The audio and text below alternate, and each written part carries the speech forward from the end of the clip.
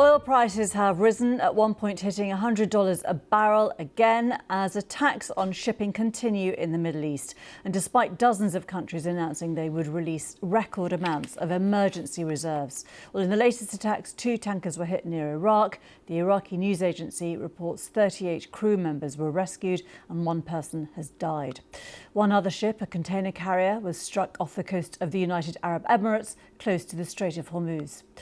Donald Trump has said that the US would look strongly at the Strait, which is a transit point for around 20% of the world's oil. You can see here how the flow of traffic has ground to a halt since the conflict began.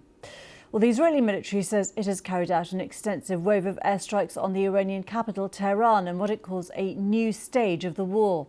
Israel also says it has stepped up strikes on the Lebanese capital Beirut and targets associated with the Iranian-backed Hezbollah.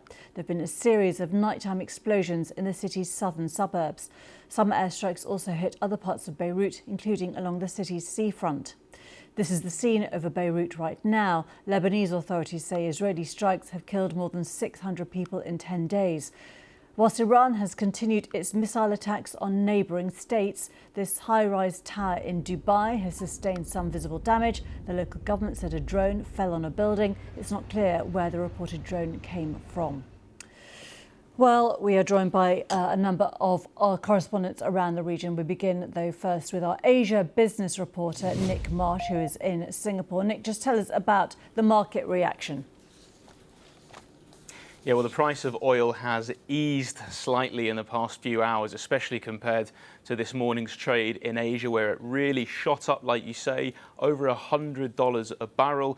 And this was interesting because it happened not long after we saw the largest ever release of stockpiles around the world. The International Energy Agency saying they'd release 40 million barrels, trying to increase that supply, get the price of oil down.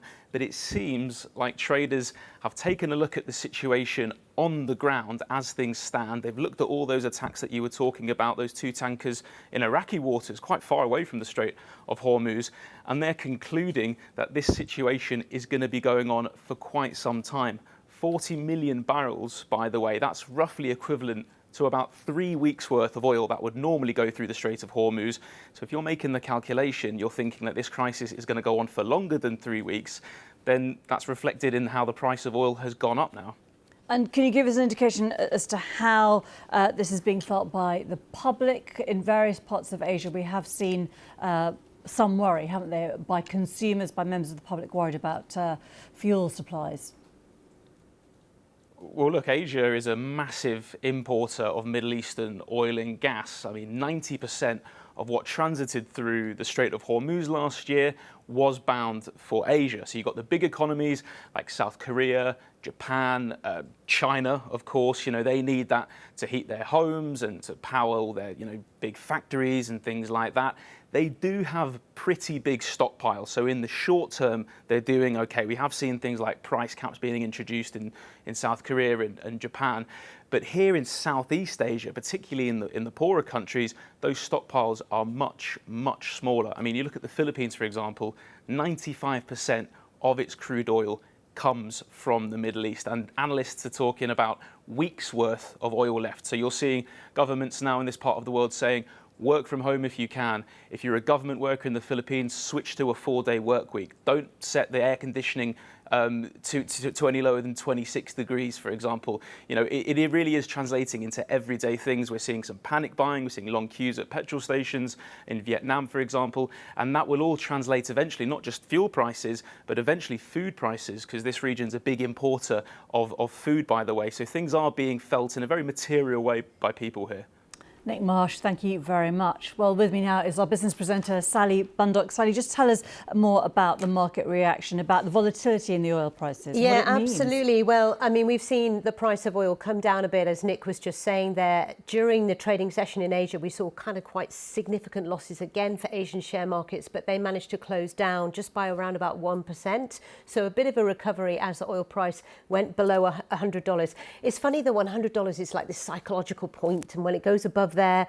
You tend to see big reaction elsewhere in financial markets and share price manoeuvres. Currently in Europe right now, I'm just looking at the markets. They've been trading for just over an hour. They're all down around about 0.5%.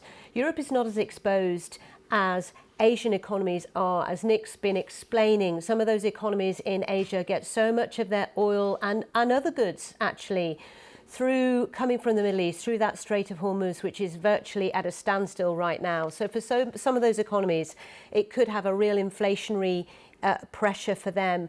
Here in the UK, I mean, our government's talking about measures they may consider going forward. If this war does last for a long period, the longer it lasts for, of course, the impact will be felt more and more around the world. Here in the UK, we've got the Bank of England meeting next week.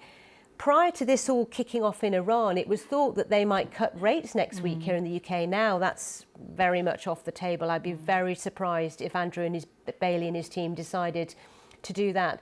So it has got big implications. And that's how people here will feel it, isn't it? And around the world, when they're looking at interest rates, if they've got a mortgage, when they're looking at filling up their car, when they're looking at the price of heating. Already in the UK, over the last 2-3 days, we've seen mortgage rates going up for new mortgage products on offer.